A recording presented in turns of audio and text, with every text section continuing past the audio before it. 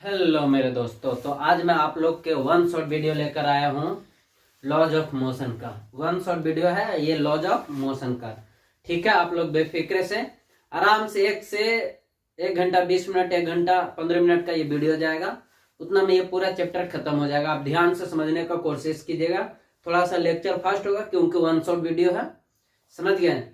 और समझाऊंगा, अगर मुझे कोई टॉपिक से कोई चैप्टर वाइज अगर पढ़ाना रहेगा पूरा डीप में, तो मैं धीरे धीरे 5 या 6 लेक्चर में कोई भी सब जगह चैप्टर को खत्म करूंगा। इसलिए डोंट वरी, आप लोग थोड़ा सा दिल को सहम के बैठिएगा और पानी उनी लेकर बैठिएगा अगर लेक्चर देखना शुरू कीजिएगा तो। ठीक है, ओके, मैं स्टार्ट करता हूँ। चैप्टर्स का नाम है laws of motion. Laws of motion ये क्लास 11th में भी ये चैप्टर पढ़ना है और क्लास 9th में भी पढ़ना है। तो सबसे पहले इसमें आता है force and laws of motion. Force and laws of motion, इसके बारे में देखिए क्या कहता है। सबसे पहले आपको बारे में पूछेगा कि what is force. What is force, force किसे कहते हैं। तो यहां पास बताना है आपको डिफिनेशन में। थोड़ा सा मैं फास्ट चलूंगा। Push and pull of an any object is called force. देखिए, पुश और pull, push and pull of an any object is called force. अब सुनिए, कोई भी ऑब्जेक्ट को पुश करेंगे या पुल करेंगे तो उसको क्या बोलेंगे, फोर्स बोलेंगे। अब सुनिए इसका denoted, it is denoted by capital F.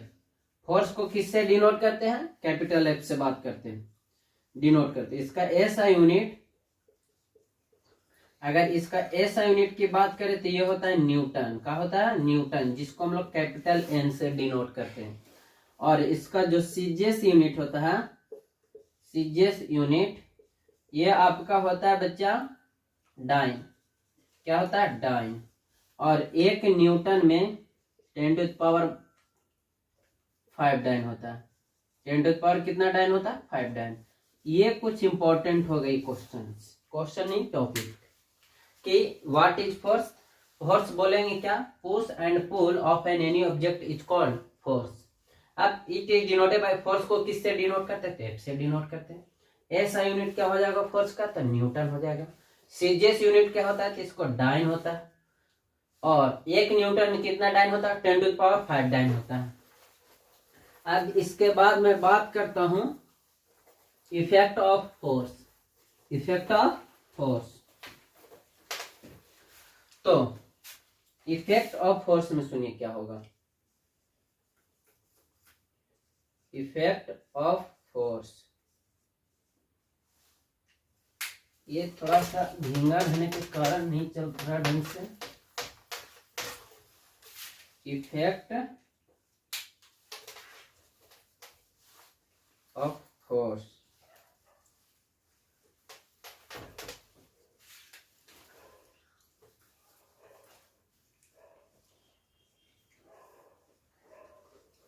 सुनिए इफेक्ट ऑफ फोर्स क्या है। तो इसमें बोला गया कि अगर आप कोई ऑब्जेक्ट पे फोर्स लगाए हैं तो उसमें क्या क्या चेंजिंग आएगा, क्या क्या होगा, उसमें क्या क्या उसका प्रभाव आएगा। तो सबसे पहले अगर मैं बात करूं इफेक्ट ऑफ फोर्स की, तो बहुत सा होगा। मैं कितना लिखवाऊंगा, ये इसका मतलब लिखवाना अगर चालू करूं तो पूरा बोर्ड भर जाएगा, कॉपी भर जाएगी। लेकिन 2-4 हम लोग समझ लेते हैं। क्या होता है कि जैसे कि मान लो कोई ऑब्जेक्ट भी रेस्ट में है, तुम उस पर फोर्स लगाओ तो किस में हो जाएगा, मोशन में। तो ये इफेक्ट ऑफ फोर्स ही तो हुआ। हाँ सर, कोई ऑब्जेक्ट रेस्ट में है, मैंने पैर से मारा, फुटबॉल को किक किया तो फुटबॉल दूर जाएगी, बोलो गया। तो इससे ये पता चला कि अगर कोई भी ऑब्जेक्ट पे फोर्स लगाते हैं तो स्टेशनरी से किस में हो जाएगा, मोशन में हो जाएगा। ठीक, दूसरी बात, अगर कोई ऑब्जेक्ट मोशन में है, किस में है, मोशन में है, उसको आकर आराम से रोक देते हैं। जैसे कि मान लो कि कोई आ रहा है ढल के, धीरे धीरे कोई इंक्लाइन प्लेन से आ रहा है, तो क्या करते बच्चे, उसको जाकर आगे से प्रेशर लगा देते, फोर्स लगा देते, तो रुक जाता है। बोलो होता है कि नहीं होता? अब किसी को बच्चे हमको ढकेलना है तो फोर्स लगाएंगे। तो इस प्रकार से बहुत सा इसका इफेक्ट है, आप समझ सकते हैं और खुद से भी लिख सकते हैं। क्या लिख सकते हैं? Any object in rest then applied a force in motion. अगर कोई ऑब्जेक्ट रेस्ट में है तो आप उस पर फोर्स अप्लाई किए तो किस में हो जाएगा? मोशन में। Any object in motion then applied a force in rest, effect of force ही आएगा। चेंज इन शेप, अगर कोई ऑब्जेक्ट पर फोर्स लगाए तो क्या हो जाएगा? उसका शेप में चेंजिंग हो जाएगा। जैसे कि एक बैलून, बैलून को दोनों तरफ से हम फोर्स लगाते हैं तो क्या होता है? उसका शेप और साइज चेंज हो जाता है। नहीं सर। एक स्प्रिंग ले लो, स्प्रिंग में फोर्स लगाते हैं तो क्या हो जाता है? इलोंगेट कर देता है। तो उसमें भी तो आया क्या? Effect of force. बात आई समझ में? ठीक। अब इसके बाद हम बात करते हैं टाइप्स ऑफ फोर्स, कि टाइप्स ऑफ कितने टाइप्स का फोर्स होते हैं। ठीक है, तो सुनिए। सबसे पहले अगर बात करें हम टाइप्स ऑफ फोर्स में, टाइप्स ऑफ फोर्स, तो ये जो होता है बच्चा बेसिकली 2 टाइप्स के होते हैं। कितने टाइप्स के होते हैं? 2 टाइप्स के। 2 टाइप्स। इसका जो पहला होता है ये बैलेंस फोर्स होता है, बैलेंस फोर्स। और जो सेकेंड होता है ये होता है अनबैलेंस फोर्स। कौन सा फोर्स? एक होता है बैलेंस फोर्स और दूसरा होता है अनबैलेंस फोर्स। अब सुनिए, बैलेंस फोर्स किसको बोलेंगे? जब बच्चा दोनों तरफ से इक्वल फोर्स लगाया जाता है। मान लो कि एक ये मार्कर है, इधर से भी हम दबा रहे हैं इतना जोर से, इधर से भी हम दबा रहे हैं इतना जोर से, दोनों तरफ से इक्वल दबा रहे हैं, तो ये कैसा फोर्स कहलाएगा? बैलेंस फोर्स कहलाएगा। नहीं समझे? जैसे कि मान लो कि रस्सा कस्सी के खेल देखो, तो 4 आदमी इधर से 4 आदमी उधर से खींचते रहता है। जब दोनों तरफ से इक्वल फोर्स लगता है तो कहीं भी रस्सी इधर उधर नहीं जाती है। लेकिन अगर एक तरफ से लगाने वाला बरियार होता है, स्ट्रॉन्ग होता है, और एक तरफ से क्या होता है? वीक होता है, तो स्ट्रॉन्ग की ओर चला जाता है, शिफ्ट हो जाता है। क्यों? क्योंकि वहां पर अनबैलेंस फोर्स हो गया। तो बैलेंस फोर्स का डिफिनेशन क्या होगा ये समझिए। Balance force,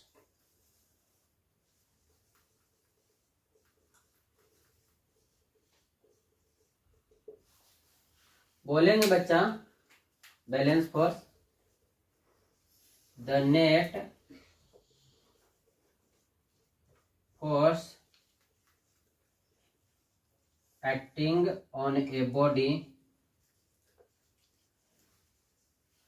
the net force acting on a body is zero, is called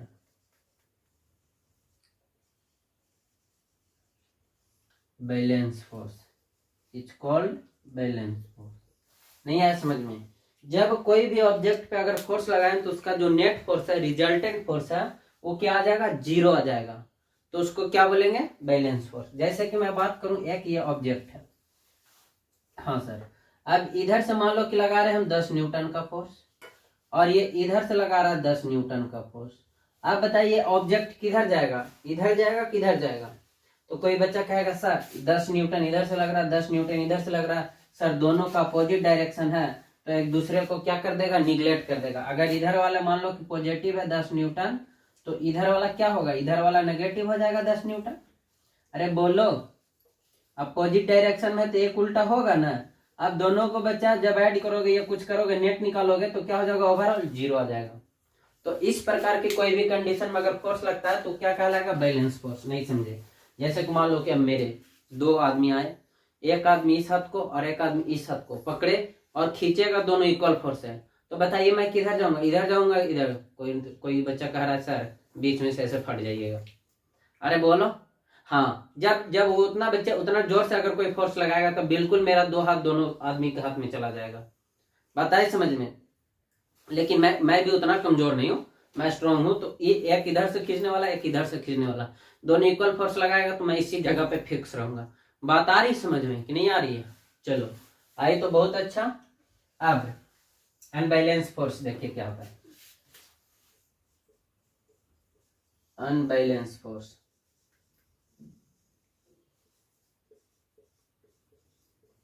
unbalance force किसको कहेंगे?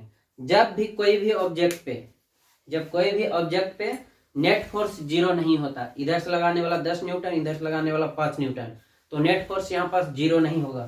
तो उस कंडीशन में जो ऑब्जेक्ट पे फोर्स लगेगा वो कैसा फोर्स होगा? अनबैलेंस फोर्स होगा। जैसे कि हम इसका डिफिनेशन लिखते हैं, the net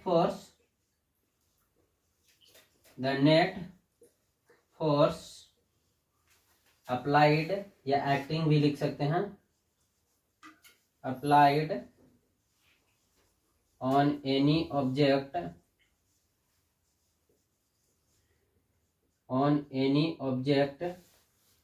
not 0 is called unbalanced force।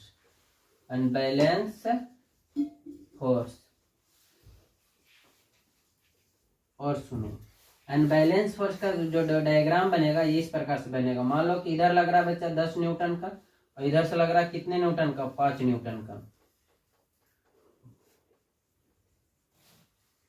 तो जब इधर से लग रहा है 10 न्यूटन का, 5 न्यूटन का, इधर से लग रहा है 10 न्यूटन का, तो इधर वाला ज्यादा, उधर वाला 5 तो काट देगा, लेकिन 5 तो पर भी इधर क्या करेगा? इस ऑब्जेक्ट को डिस्प्लेस कर देगा। अरे इधर से 5, इधर से 10, इधर वाला को पॉजिटिव लिए 10 न्यूटन और उधर वाला को नेगेटिव लिए 5 न्यूटन, तो 10 में से 5 जाएगा, तो 5 न्यूटन अभी भी तो आया पॉजिटिव में, मतलब 5 न्यूटन का एक्स्ट्रा फोर्स लग रहा है उधर। बात आ रहा है समझ में? चलो ठीक। तो ये बात था कुछ बैलेंस फोर्स जिसपे नेट फोर्स 0 होता है, और अनबैलेंस फोर्स जिसका नेट फोर्स 0 नहीं होता। इसका अगर डिफरेंस लिख लेते हैं तो और भी हम लोग को क्लियर हो जाता है। तो चलो मैं इसका डिफरेंस की ओर चलते हैं, difference between balance force and unbalance force. ठीक है, ठीक। Balance force and unbalance force.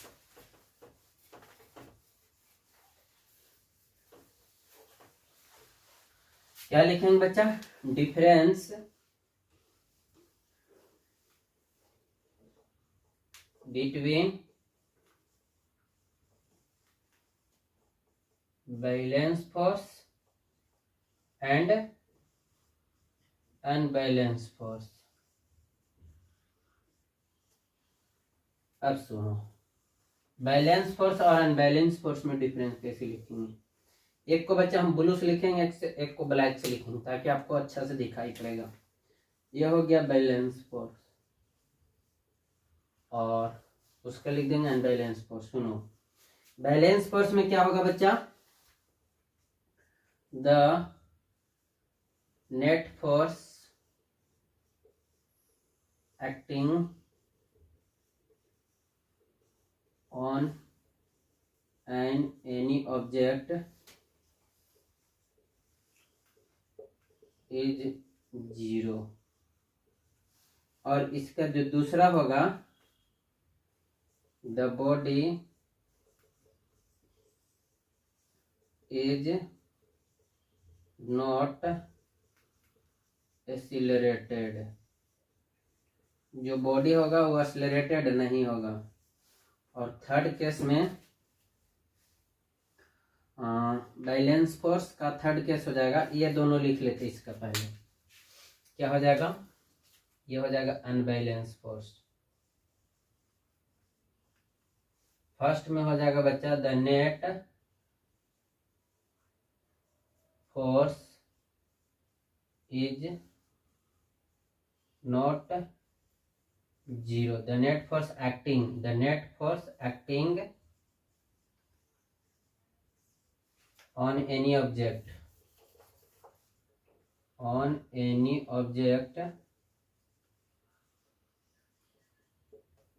is not 0। Third second जो हो जाएगा बच्चा, the body accelerated and deaccelerated। जब अनबैलेंस फोर्स लगा रहे हैं तो बॉडी चाहे तो एक्सीलरेटेड हो सकता है, या तो क्या हो सकता है, और डीएक्सीलरेटेड भी हो सकता है। और यहाँ नॉट एंड और।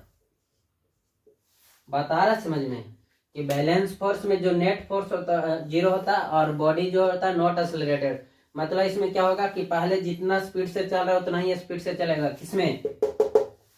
बैलेंस फोर्स में। और अनबैलेंस फोर्स में क्या होगा बच्चा कि बॉडी का जो मूवमेंट है, स्पीड है, वो बढ़ भी सकता है और घट भी सकता है। जैसे मान लो उल्टा लगा दिए तो रुक जाएगा, डीएसलेरेट करेगा। पीछे से इसे खींच रहे हैं तो डीएसलेरेट करेगा, या तो हम जाके पीछे से ढकेल दिए अनबैलेंस फोर्स लगा रहे हैं तो और भी स्पीड बढ़ जाएगा। इसमें हो जाएगा बच्चा object maintain its previous position. जो ऑब्जेक्ट होगा बच्चा वो अपना प्रीवियस पोजीशन को क्या रखेगा? मेंटेन रखेगा। और इसमें जो हो जाएगा बच्चा object does not maintain its previous position. इसमें क्या होगा कि ऑब्जेक्ट का जो बच्चा प्रीवियस पोजीशन है वो मेंटेन नहीं रहेगा। आगे अगर मैं बात करूं फोर्थ नंबर की, तो फोर्थ नंबर में क्या हो जाएगा बच्चा कि इसमें जो एक्सीलरेशन होगा वो क्या होगा? Acceleration is 0। एक्सेलरेशन क्या होगा? 0। लेकिन इसमें अगर बात करें हम तो इसका एक्सेलरेशन बच्चा 0 नहीं हो सकता। Acceleration is not 0। बात आए समझ में? ये 4 मैंने डिफरेंस लिखा है। पहला डिफरेंस क्या है कि इसमें जो नेट फोर्स होगा 0 होगा, इसमें नेट फोर्स 0 नहीं होगा। दूसरा मैंने लिखा है the body is not accelerated, body का एक्सेलरेटेड नहीं होगा, मतलब उसका स्पीड नहीं बढ़ेगा। इसमें बोले बॉडी एक्सेलरेटेड भी हो सकता है, डी एक्सेलरेटेड भी हो सकता है। और इसमें 0 नॉट 0 और नेगेटिव पॉजिटिव भी हो सकता है। इसका जब 0 नहीं होगा तो क्या हो सकता है? नेगेटिव भी हो सकता है, पॉजिटिव हो सकता है एक्सेलरेशन इसका। लेकिन इसका जो एक्सेलरेशन है 0 हो सकता है। ये प्रीवियस पोजीशन को मेंटेन रखेगा। जैसे कि मान लो पहले रेस्ट में है, नेट फोर्स लगा रहे हो तो पर भी रेस्ट में ही रहेगा। पहले से मोशन में है, ठीक है सर मोशन में है, जब इस पे नेट फोर्स लगाए तो पर भी मोशन में ही रहेगा। नहीं समझे? जब मान लो कि पहले से कोई ऑब्जेक्ट मोशन में है, 2 मीटर पर सेकंड से चल रहा है, एक लड़का आगे 2 न्यूटन का फोर्स लगा दिया आगे खींचने के लिए, एक लड़का पीछे लगा दिया 2 न्यूटन का फोर्स पीछे खींचने के लिए। क्या ऑब्जेक्ट का जो 2 मीटर पर सेकंड से पहले चल रहा है तो वो चलेगा कि रुक जाएगा? वो चलेगा। जब अगर दोनों अगर एक साथ साइमल्टेनियसली फोर्स लगाता है तो ऑब्जेक्ट जितना प्रीवियस पोजीशन था उसको मेंटेन रखेगा। बताया समझ में? तो ये दोनों में कुछ डिफरेंस था। अगर आप लिखना चाहते तो वीडियो को पॉज करके लिख लेंगे, ठीक है? ठीक। अब मैं इसके बाद चलता हूं, ये बैलेंस फोर्स अनबैलेंस फोर्स हो गया। अब हम लोग बात करेंगे बच्चा न्यूटन फर्स्ट लॉ। कौन सा बात करेंगे? Newton first law. सुनिए इसमें क्या होगा। न्यूटन फर्स्ट लॉ में सबसे पहले आए थे गैलीलियो साहब। गैलीलियो साहब ने ये सभी को क्या किए थे बच्चा? सबसे पहले उन्होंने ही बताए थे कि कोई भी ऑब्जेक्ट मूव करता है तो उसमें कुछ स्पीड होती है, वेलोसिटी होती है।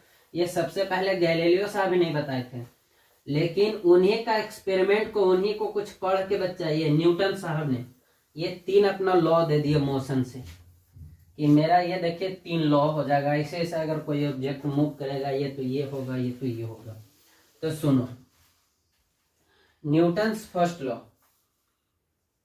न्यूटन फर्स्ट लॉ ये क्या बोलता है बच्चे? Newton first law.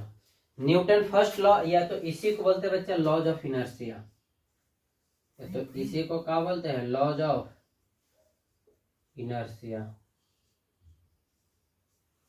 Newton first law को ही दूसरा नाम क्या है? Laws of inertia. तो इसमें बोला क्या जाता है कि अगर कोई बॉडी रेस्ट में है तो रेस्ट में रहना चाहेगा, अगर कोई बॉडी मोशन में है तो मोशन में हो जाएगा, वो मोशन में ही रहना चाहेगा। जब तक वो मोशन में और रेस्ट में रहेगा, जब तक उस पर कोई बाहरी से एक्सटर्नल फोर्स उस पर वर्क ना करे। समझे मेरा बात? जब मान लो कि कोई ऑब्जेक्ट 2 मीटर पर सेकंड से चल रहा हो तो चलते रहेगा 2 मीटर पर सेकंड से। अगर मान लो कोई रेस्ट में तो रेस्ट में ही रहेगा। कब तक? जब तक उसे कोई बाहरी आकर फोर्स न लगाए। जैसे मान लो मैं यहाँ खड़ा हूँ, मम्मी बोल रही बेटा जाओ बाजार जाओ, मैं सुन रहा हूँ, कोई मुझे खाली बस बोला जा रहा है, उधर से पापा आए एक लात मारे मुझे, तो मैं देखो अपना तुरंत पोजीशन चेंज कर लूंगा। बात आया समझ में? तो इस प्रकार की मोशन को हम लोग बोलते हैं बच्चे न्यूटन फर्स्ट लॉ। इसका डिफिनेशन क्या हो जाए कि कोई भी ऑब्जेक्ट अगर मोशन में है तो मोशन में रहेगा, रेस्ट में तो रेस्ट में। कब तक रहेगा? जब तक उस पर कोई external force, unbalanced external force work ना करे। चलो इसका डिफिनेशन लिखते हैं। When a body in rest it will remain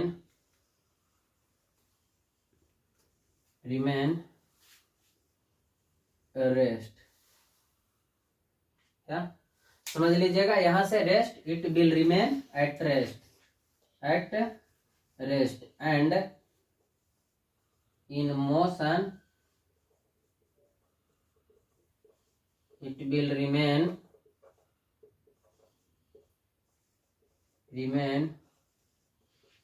in motion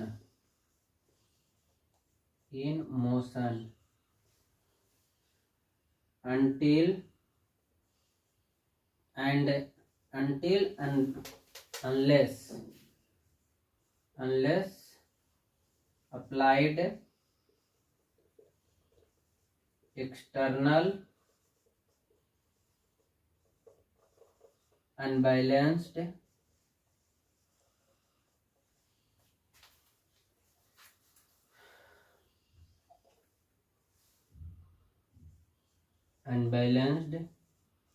force.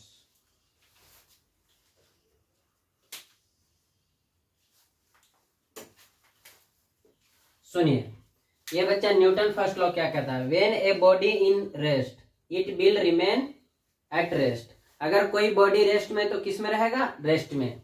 And in motion it will remain in motion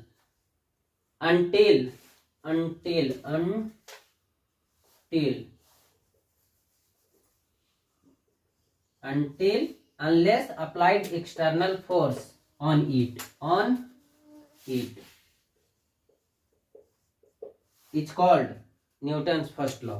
देखो न्यूटन फर्स्ट लॉ क्या कहता है कि कोई बॉडी कब तक रेस्ट में रहेगा, कब तक मोशन में रहेगा? जब तक उस पर कोई बाहरी फोर्स ना काम करे।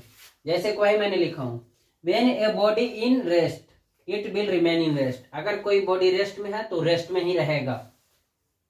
एंड इन मोशन, अगर मोशन में it will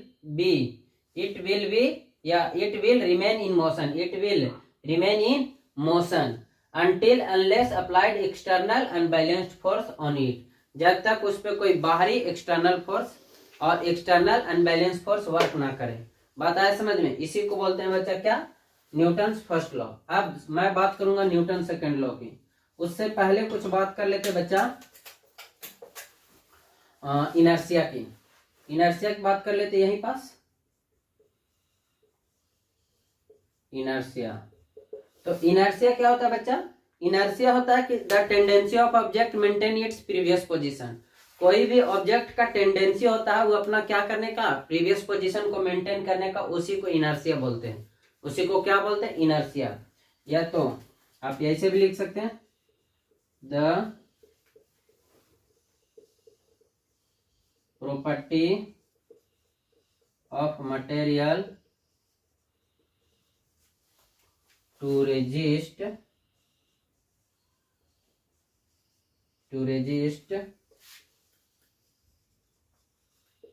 change in its state, to change in its state। अपनी बच्चा जो सिचुएशन होता है, जो स्टेट होता है, उसको चेंज करने के लिए क्या करता है? रेजिस्ट करता है। द प्रॉपर्टी ऑफ मटेरियल, ये मटेरियल का प्रॉपर्टी है to resist change in its state. वो अपना स्टेट को चेंज करने के लिए क्या करता है, रेजिस्ट करता, रोकता, कहता नहीं मैं जैसे हूँ वैसे ही रहना। मैं बच्चा पहले से लोल था पढ़ने में, मैं अभी भी लोल रहना चाहूंगा। अभी बच्चा कोई नहीं चाहेगा कि हाँ फ्री में पढ़ा रहे यूट्यूब पे तो आराम से आराम पढ़ सकते हैं। मैं दूसरे जगह जाता हूँ तो मुझे पढ़ाने के लिए बच्चा पैसा देते हैं, समझ में। मैं आप लोग के लिए फ्री में सेवा कर रहा हूँ। आप लोग देखिए, मेरा चैनल को सब्सक्राइब कीजिए और वीडियो को देखिए और थोड़ा सा गेन कीजिए नॉलेज को अपना, ठीक है। इनर्शिया समझ में आ गया कि क्या होगा, कोई भी मटेरियल का प्रॉपर्टी है जो अपना पोजीशन को, स्टेट को चेंज करने के लिए क्या करता है, रेजिस्ट करता है। जैसे कि मान लो कि अगर सुबह सुबह सोए रहते हैं तो सोए रहने दीजिए, मम्मी का बेटा उठ जाओ, मम्मी रहने दीजिए, सोए रहने दीजिए, मम्मी सोए रहने दीजिए। तो समझ लो कि तुम क्या कर रहे हो बच्चा, अपना पोजीशन को रेजिस्ट तो कर रहे हो कि हाँ उठ के जाना नहीं चाहते हैं, तो वो क्या कहलाएगा आपका बच्चा, इनर्शिया। नहीं समझे। जैसे कि मान लो कि बहुत से लोग क्या करेंगे कि एक जगह बैठ गए तो बैठे रहेंगे, अपना पोजीशन को चेंज नहीं करना। जब तक उस पर कोई बाहर आकर बच्चा बोल दे ओ बाबा देखिए नॉक साफ, तुरंत देखिए कितना जोर से अपना पोजीशन को चेंज करेगा। तो मान लो कि अपना रेजिस्ट करेगा, पोजीशन को चेंज करने के लिए क्या करेगा, रोकेगा, उसी को इनर्शिया बोलते हैं। अब बच्चा टाइप्स ऑफ इनर्शिया की बात कर लेते हैं। टाइप्स ऑफ इनर्शिया, ये क्या होता है बच्चा, टाइप्स ऑफ इनर्शिया, ये जरा सुनिए आप लोग। ये कितने टाइप्स के होते हैं, तो ये बच्चा 3 टाइप्स के होते हैं। कितने टाइप्स के होते हैं, 3 टाइप्स के। पहला को क्या हो जाएगा, तो पहला हो जाएगा बच्चा rest of inertia, rest of inertia. और सेकेंड हो जाएगा बच्चा motion of inertia, motion of inertia. और थर्ड जो हो जाएगा बच्चा आपका, ये हो जाएगा direction of inertia, direction of inertia. सुनिए, रेस्ट ऑफ इनर्शिया क्या कहता है, रेस्ट ऑफ इनर्शिया कहता है कि अगर कोई बॉडी रेस्ट में है तो रेस्ट में ही रहना चाहेगा, तो उसको बोलेंगे rest of inertia. Motion of, इसका डिफिनेशन खुद से लिखेंगे, क्या वन शॉर्ट वीडियो, मैं उतना डीप में नहीं जाऊंगा। मोशन ऑफ इनर्शिया, अगर कोई ऑब्जेक्ट मोशन में है तो मोशन में ही रहना चाहेगा, रुकना नहीं चाहेगा। Third direction of inertia, direction of inertia क्या है, कोई ऑब्जेक्ट अगर जिस डायरेक्शन में जा रहा है उसी डायरेक्शन में जाना चाहेगा, मुड़ना उड़ना नहीं चाहेगा। तो इस प्रकार के इसको क्या बोलते हैं बच्चा, rest of inertia, motion of inertia, direction of inertia. इसी का बहुत सा यूजेज है, inertia uses in everyday life. तो ये क्या होता है बच्चा, देखो जैसे कि मान लो कि हम एक बस में ट्रेवल कर रहे हैं, हाँ सर, और ऐसे खड़े हैं, सीट ना मिला तो खड़े हैं, ठीक है, और अचानक ड्राइवर ब्रेक मार दिया, तो बताइए हम आगे गिरेंगे पीछे, तो सर आप मुंह के बारे गिरेंगे आगे। तो ये बच्चा क्यों हुआ, क्या हुआ कि जैसे कि मान लो मोशन में थे तो पूरा पार्ट मेरा मोशन में था, ऐसे चल रहे थे, हाँ सर पूरा बॉडी मोशन में था, आराम से हम खड़े थे। जैसे ही बच्चा ब्रेक लगाएगा ड्राइवर, तो क्या होगा, जब ब्रेक लगेगा तो समझ लो नीचे वाला जो पार्ट है, ये पैर वाला, वो क्या आ जाएगा, रेस्ट में, बॉडी वाला जो आगे मोशन में था मोशन में, ऐसे इसी बल से गिर जाएंगे। नहीं समझे। अच्छा दूसरा एग्जांपल, जब हम लोग बैठे हुए बच्चा मान लो मोटरसाइकिल पर और नया ड्राइवर है, तो अचानक क्या करेगा, इस प्रकार से एक्सीलरेटर देगा, क्लच छोड़ देगा, तो पीछे वाला आदमी पीछे लुढ़क जाएगा।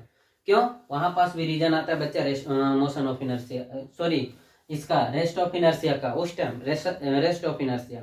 जब बस में मूव कर रहे हैं तो motion of inertia.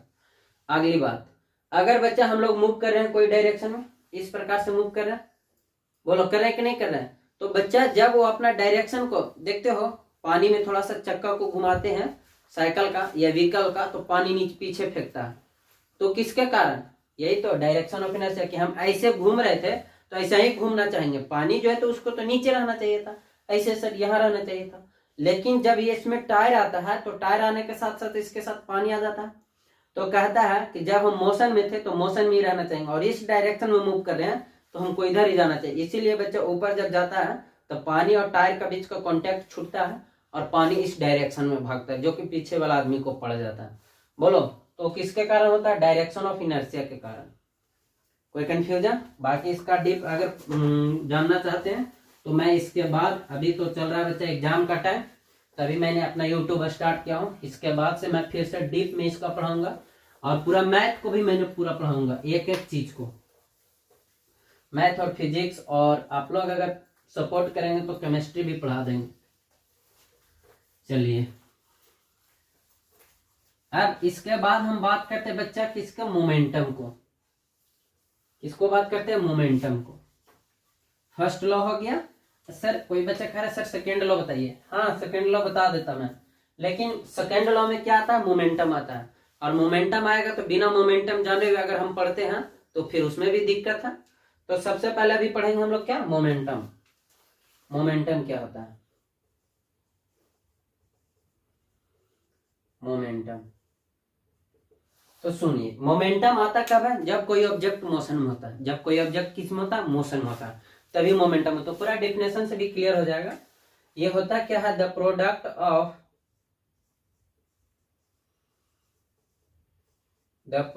Of mass and its velocity. The product of mass and its velocity of any object। अगर कोई भी ऑब्जेक्ट किसमें है, मोशन में है, तो उसका मास और वेलोसिटी का जो प्रोडक्ट आएगा उसी को क्या बोलेंगे, motion. The product of mass and its velocity of any object is called momentum. इसको क्या बोलेंगे हम लोग, मोमेंटम बोलेंगे।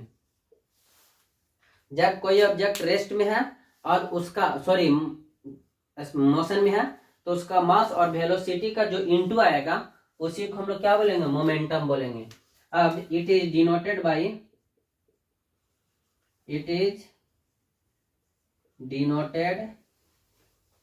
By P. हम लोग इसको P से डिनोट करते हैं। किससे डिनोट करते हैं, P से। अब P इज इक्वल टू होता है mv। अब सुनिए P is equal to mv। m क्या है, मास है। यहां पास आपको पता भी है, m यहां पास मास है और v यहां पास वेलोसिटी है। और मास का यूनिट सभी जानता है बच्चा कि केजी होता है, वेलोसिटी का यूनिट होता है मीटर पर सेकेंड। यहां से अगर मैं दोनों को प्रोडक्ट करूंगा तो ये हो जाएगा केजी और यहां से हो जाएगा मीटर पर सेकेंड। जो इसका यूनिट हो जाएगा वो हो जाएगा केजी मीटर पर सेकेंड।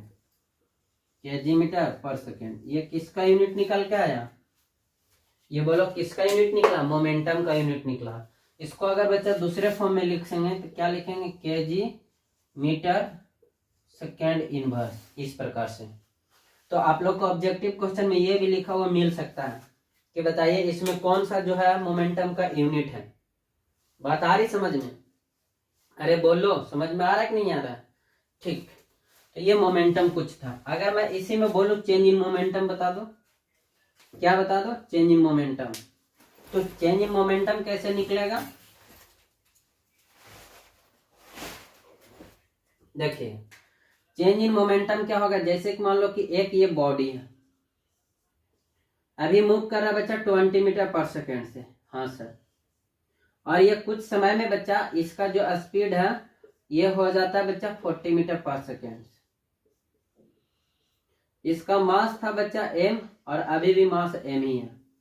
आप बताइए, मैं पूछूंगा चेंज इन मोमेंटम बता दो कि कितने मोमेंटम में स्पीड बढ़ने से चेंज करेगा, बिल्कुल चेंज करेगा। क्यों, क्योंकि सर मोमेंटम जो है ये देखिए डायरेक्टली प्रोपोर्शनल टू मास और वेलोसिटी है, कि जब मास बढ़ेगा तो पर भी मोमेंटम बढ़ेगा और वेलोसिटी बढ़ेगा तो पर भी मोमेंटम बढ़ेगा। बोलो बढ़ेगा कि नहीं बढ़ेगा। तो उसी प्रकार से अगर चेंज इन मोमेंटम पूछेंगे तो देखो ये फाइनल वेलोसिटी हो गया v और ये इनिशियल वेलोसिटी हो गया u। तो p बराबर हो जाएगा final velocity mv minus mu। अरे बोलो डेल्टा p का वैल्यू चेंज इन मोमेंटम का वैल्यू, तो यहां से m कॉमन हो जाएगा तो यहां से आ जाएगा v माइनस u। क्या आ जाएगा, v माइनस u। तो ये तुम्हारा निकल गया बच्चा क्या, change in momentum. Change in momentum. बात आई समझ में कि नहीं आई, चेंज इन मोमेंटम कैसे निकाले। जैसे कि मान लो मैं अभी चल रहा हूँ 2 मीटर पर सेकंड से और फिर मैं बच्चा चलना चालू कर दूं कितना से, 10 मीटर पर सेकंड से। तो इस प्रकार से कितना मोमेंटम का चेंज हो सर, जितना स्पीड का चेंज हो, मास तो आपको वही रहेगा जो पहले थे, बेबी थे। तो इसका इस प्रकार से निकालेंगे। बोलिए इतना बात आया समझ में। एक क्वेश्चन एग्जांपल कर लेते हैं यहाँ पर सिंपल सी। जैसे कि मान लो कि मास दिया हुआ 40 kg और स्पीड जो है बच्चा ये दिया हुआ 10 मीटर पर सेकेंड।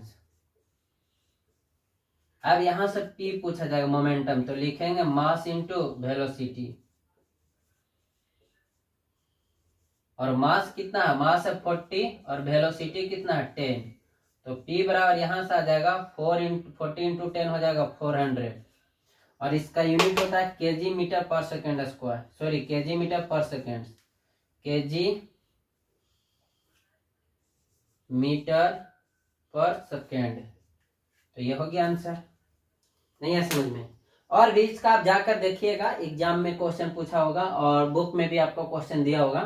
ज्यादा कुछ खास नहीं होता, बस मोमेंटम दिया रहेगा, उससे बाकी अगर कभी दे देता मोमेंटम दे देगा, तो मास दे देगा, तो आपसे पूछ लेगा क्या, वेलोसिटी पूछ लेगा। और बाकी यूवी में थोड़ा सा हम अभी नॉर्मिकल्स नहीं करवा रहे हैं, अगर नॉर्मिकल्स कराएंगे तो फिर ये सब आ जाएगा। अभी छोड़ दो नॉर्मिकल्स, अभी चैप्टर खत्म करना। क्यों? क्योंकि बच्चा ज्यादातर जो सीबीएसई बोर्ड में एग्जाम होती है वो तुम लोग के नॉर्मिकल्स 1 ही 2 पूछा जाता है, लेकिन ये स्टेटमेंट बेस्ड प्रॉब्लम ज्यादा, ये क्वेश्चन ज्यादा होता है कि मोमेंटम किसको बोलते हैं, इसका ऐसा यूनिट क्या होता है, इसका डिनोशन क्या होता है, ये कैसा क्वांटिटी है। अच्छा एक बात और मैं बताना भूल गया, जो मोमेंटम है बच्चा ये कैसा क्वांटिटी है आप लोग बताइए तो। फोर्स तो वेक्टर क्वांटिटी है, फोर्स कैसा क्वांटिटी है, वेक्टर क्वांटिटी है। तो मोमेंटम बता दो कैसा क्वांटिटी है बच्चा। ये मोमेंटम जो है स्केलर क्वांटिटी है। कैसा क्वांटिटी है, स्केलर क्वांटिटी। ठीक, मोमेंटम हो चुकी है, तब हम लोग पढ़ेंगे Newton second law. Newton second law ये क्या होता है बच्चा, न्यूटन सेकेंड लॉ। सुनो, न्यूटन सेकेंड लॉ कहता है बच्चा कि जब कोई भी ऑब्जेक्ट में जितना उसका बच्चा मोमेंटम में चेंज आया उसको बच्चा टाइम से हम डिवाइड कर देंगे तो हमको क्या मिलेगा, न्यूटन सेकेंड लॉ मिलेगा। मतलब न्यूटन सेकेंड लॉ का स्टेटमेंट ही यही कहता है कि बच्चा the rate of change of momentum, the rate of change of momentum is directly proportional to external force. जैसे कि मान लो कि कोई भी बॉडी में एक्सटर्नल फोर्स जितना लगाएंगे उतना ही तो उसका मोमेंटम में चेंज आएगा। जैसे कि मान लो हम चल रहे थे 2 मीटर पर सेकंड से, कोई लड़का है पूरा जोर से ढकेल दिया तो मेरा और भी स्पीड बढ़ जाएगा, एकदम पूरा चेंज हो जाएगा। बोलो होगा कि नहीं होगा। अच्छा दूसरी बात, कोई आया धीरे धीरे धीरे धीरे ढकेल रहा तो सर मोमेंटम तो चेंज होगा लेकिन धीरे धीरे होगा। बोलो होगा कि नहीं होगा। तो इसका डिफिनेशन समझो कि न्यूटन सेकेंड लॉ को क्या होता है। डिफिनेशन लिखेंगे बच्चा, the rate of change in momentum, the rate of change in momentum is directly proportional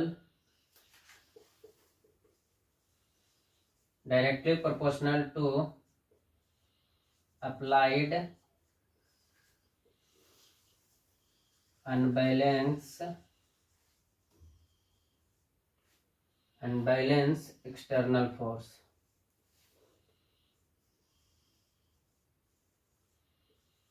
external force, इसी को क्या बोलते हैं बच्चा, इज कॉल्ड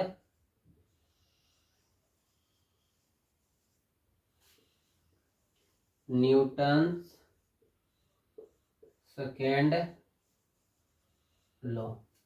सुनिए न्यूटन सेकेंड लॉ क्या कहता है कि अगर कोई भी ऑब्जेक्ट बच्चा, कोई भी ऑब्जेक्ट को उसका जितना मोमेंटम में चेंज हुआ, जितना मोमेंटम में चेंज हुआ उसको अगर टाइम से हम डिवाइड कर देंगे तो तुम्हें न्यूटन सेकेंड लॉ मिल जाएगा। जैसे कि मान लो कि हम कोई एक्सटर्नल फोर्स जो बोल रहा है the rate of change of momentum is directly proportional to external force, external force directly proportional to change in momentum by time. यही तो अगर रेट की बात करता है तो यही ना आता है।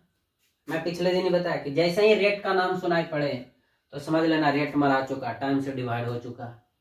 बात आ रही समझ में। तो यहाँ चेंज इन मोमेंटम की बात क्या, ठीक है।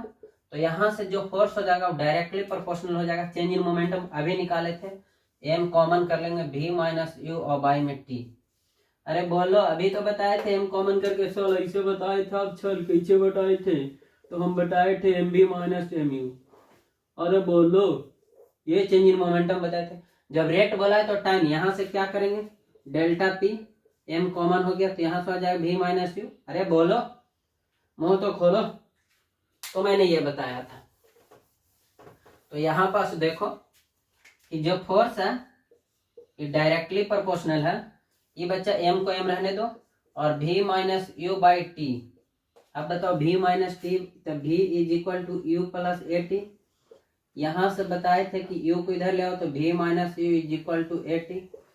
यहाँ से करोगे तो v minus u by t is equals to a. अरे बोलो, तो एक्सेलरेशन का यहाँ से देखो फॉर्मूला क्या है, v minus u by T. तो यहाँ से करेगा बच्चा तो f जो है f यह आ जाएगा m इंटू ए। अब ये डायरेक्टली प्रोपोर्शनल को हटाते हैं तो एक कांस्टेंट आता है और ये इक्वलिटी में चेंज हो जाता है। तो यहाँ से f इक्वल टू के एम ए। अब k जो है बच्चा यहाँ पास क्या है, ये कांस्टेंट है। जो k है यहाँ से समझेंगे आप लोग, k इज ए कांस्टेंट। ये क्या है, कांस्टेंट। और k का जो वैल्यू है 1, कितना है 1 है। तो आप इसके जगह पर 1 पुट करेंगे तो f is equal to 1 into m a. तो f इज इक्वल टू क्या हो जाएगा, एम ए। नहीं आया समझ में? ये आपका बच्चा डेरिवेशन है, पूछ लेता एग्जाम में कि f बराबर एम ए को डिराइव कीजिए। f बराबर एम ओ को क्या कीजिए, डिराइव कीजिए। सुनो, तो जो न्यूटन फर्स्ट लॉ था उससे हमको क्या मिलता है, डिफिनेशन मिलता है। किसका, फोर्स का। न्यूटन फर्स्ट लॉ इनर्शिया से क्या मिलता है हम लोग को, डिफिनेशन मिलता है। लेकिन न्यूटन सेकंड लॉ से हम लोग को क्या मिलता है बच्चा, बोलो बोलो, तो फॉर्मूला मिलता है। किसका, फोर्स का। इतनी बात आया समझ में? मैं क्लियर कर देता हूं। ठीक, इसका एक दिन डॉट रखेंगे बच्चा, पूरा चैप्टर से अच्छा लेवल का डॉट ढूंढेंगे, जो भी लगेगा 10 मिनट 15 मिनट ढूंढने में, और उसके बाद फिर उसको सॉल्व करेंगे। हमको फीडबैक सही नहीं देते हो क्वेश्चन पे, इसलिए क्वेश्चन पे वर्क करने का मन नहीं करता। आप लोग क्वेश्चन पे फीडबैक सही दीजिए, देखिए और उसमें कमेंट कीजिए। जो क्वेश्चन दे दिया रहता है उसका बनाकर सॉल्व करके इस पे मैसेज कीजिए, तभी हमको भी थोड़ा सा अच्छा लगता है कि हाँ बच्चा है इस पे डेडिकेटेड है जानने पे। चलिए सुनिए, तो हम लोग क्या बात कर लिए अभी हम लोग न्यूटन सेकंड लॉ की बात कर लिए। अब हम लोग बात करते हैं न्यूटन थर्ड लॉ। किसका बात करते हैं बच्चा, न्यूटन थर्ड लॉ। ये क्या होता है Newton third law? Newton third law बोलता है बच्चा, every action is equal to reaction. Every action is equal to reaction. अगर कोई भी ऑब्जेक्ट पे एक्शन करेंगे तो आपको रिप्लाई में क्या मिलेगा, रिएक्शन। जैसे कि बोलो मैं जाता हूं बच्चों को मारता हूं चटाक, तो मेरा हाथ सॉफ्ट है बच्चा और बच्चा का गाल भी सॉफ्ट है, तो उसको भी चोट लगता है, मुझे भी चोट लगता है। मैं 2 बच्चा का 3 बच्चा का 4 बच्चा को मारते मारते मैं भी बोलता हूँ ना, मुझे हाथ में चोट लग रही, लो स्टिक लो। बोलो होता है कि नहीं होता? तो ये क्या, मारे एक्शन तो उस पर किया लेकिन रिएक्शन इस पे आया, तो बोलो हाँ या ना। तो यहाँ पास इसका जो फोर्स होगा, डिफिनेशन होगा, लिखेंगे क्या, every action is equal to reaction. Every action is equal to reaction is known as Newton third law, is known as Newton third law. नहीं आया समझ में? न्यूटन थर्ड लॉ किसको बोलेंगे? Every action is equal to reaction. जितना action होगा उतना ही reaction होगा, उसी को हम लोग क्या बोलते हैं, न्यूटन थर्ड लॉ। इसमें होता क्या है बच्चा, f is equal to minus f होता है, कि एक्शन तो लगेगा लेकिन अपोजिट डायरेक्शन। कैसे सर? जैसे कि मान लो देखो, ये एक ऑब्जेक्ट है और दूसरा ऑब्जेक्ट ये है, इसका मान लो ए है, इसको मान लो बी है, इसका मास m1 है, इसका मास m2 है। अब ये जाके इस पे लगेगा, टकराएगा। हाँ सर, दोनों टकरा गया, ये ए और बी से दोनों टकरा गया। हाँ तो टकरा गया तो क्या होगा, दोनों शादी नहीं कर लेंगे। सुनो, जब ये टकराएंगे तो ये इस पे फोर्स लगाया और ये इस पे फोर्स लगाया, तो यहाँ पास हम इधर लिख सकते हैं कि जो फोर्स लगा है ए लगा किस पे, बी, ड्यू टू ए। अरे बोलो, ये बी पर फोर्स लगा किसके कारण लगा, ए पे। अच्छा सर, और इधर के लिए क्या लिख सकते हैं, इधर के लिए तो इधर लिख सकते हैं बच्चा, जो फोर्स है वो ए पर लगा किसके कारण, बी पे लगा। बोलो, तो यही दोनों जो फोर्स होगा जब दोनों टकराएगा तो इक्वल होगा, लेकिन अपोजिट डायरेक्शन में होगा। नहीं आया समझ में? तो ये न्यूटन थर्ड लॉ कहता है कि कोई भी ऑब्जेक्ट पर अगर फोर्स लगता है तो equal and opposite direction, action is equal to reaction होता है। तो आप आज से याद रखिएगा, जितना जोर से आपको टीचर मारेगा उतना ही जोर से समझिए आप भी मार रहे हैं टीचर को। लेकिन हाँ सर, तो तुम्हारा गाल सॉफ्ट होने के कारण उसका जो टीचर के हाथ होते हैं उनका हाथ थोड़ा सा हार्ड होता है, इस वजह से उनको चोट कम लगता है और आपको चोट ज्यादा फील होता है। बात आई समझ में? चलो ठीक, अब इसके आगे मैं बात करता हूँ बच्चा, न्यूटन थर्ड लॉ खत्म हो चुकी है। अब बात करते हैं हम लोग कंजर्वेशन ऑफ मोमेंटम। किसका बात करते हैं, conservation of momentum. Conservation of momentum समझिए, बहुत सा बच्चा कंफ्यूज हो जाते हैं एकदम, एक एक चीज मैंने समझाऊंगा। जैसे कि मान लो conservation of momentum, conservation of momentum क्या होता है, तो ये सुनिए। मान लो कि एक ऑब्जेक्ट है बच्चा ए, इसका मास m1 है और ये u स्पीड से जा रहा है, u1 मान लो। और दूसरा ऑब्जेक्ट है बच्चा m2, d है, इसका मास m2 है, ये भी जा रहा है m2 ऑब्जेक्ट से, सॉरी m2 ऑब्जेक्ट है, ये जा रहा है u2 से। बात यहां समझिए कि एक ऑब्जेक्ट ए है जिसका मास m1 है, स्पीड u1 है, दूसरा ऑब्जेक्ट d है जिसका मास m2 है, स्पीड u2 है। अब मैं पूछूंगा कि यहां से बता दो initial momentum, initial momentum of a का इनिशियल मोमेंटम क्या होगा, तो ए का सर इनिशियल मोमेंटम हो जाएगा m1u1। हाँ सर, अगर मैं पूछूं इनिशियल मोमेंटम ऑफ बी का इनिशियल मोमेंटम क्या होगा, तो बोलेगा सर m2u2। क्या हो जाएगा, m2u2। इतनी बात आया समझ में कि नहीं आया? हाँ सर, इसका जो मास है m1 और स्पीड u1 है तो इसका मोमेंटम m1u1, इसका मास है m2 और स्पीड u2 है तो इसका हो गया m2u2। इनिशियल का जब ये दोनों देखो इनिशियल वेलोसिटी दिया हुआ तब। अच्छा सर, इसका स्पीड कम है बच्चा, इसका स्पीड ज्यादा है, लो मान लो कि u1 जो है ग्रेटर देन u2, ये इसका स्पीड कम है, इसका स्पीड क्या है, ज्यादा है। तो क्या करेगा बच्चा, दोनों जाके आपस में टकर जाएगा। नहीं, ये सीधा सीधा जा रहा है, न कि ऐसे गाड़ी जैसा मोड़ लेगा, ऐसा कुछ नहीं कंडीशन है। सीधा जाने, एक ही रास्ता है, रास्ता एक ही है जाने का, और एक बार में एक ही बॉल जा सकता है। तो ये पूरा स्पीड में गया, इससे टकरा गया। ठीक है सर, ये